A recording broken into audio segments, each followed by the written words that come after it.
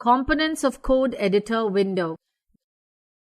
Code Editor is the window in AI Connect where users do coding to create their programs. The main components of the Code Editor window are the following.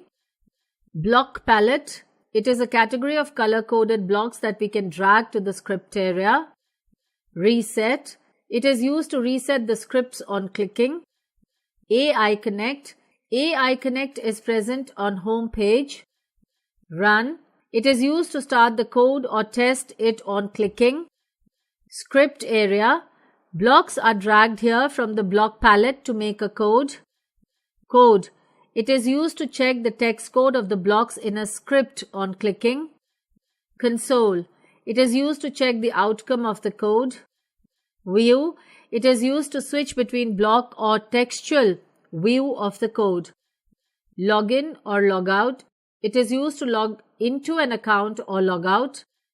Delete. It is used to delete blocks from the script area. Switch view. It is used to quick swipe to change the view between text and block. Menu. It is used to get menu options on clicking. We can go to home page and download, save or open a new file from here.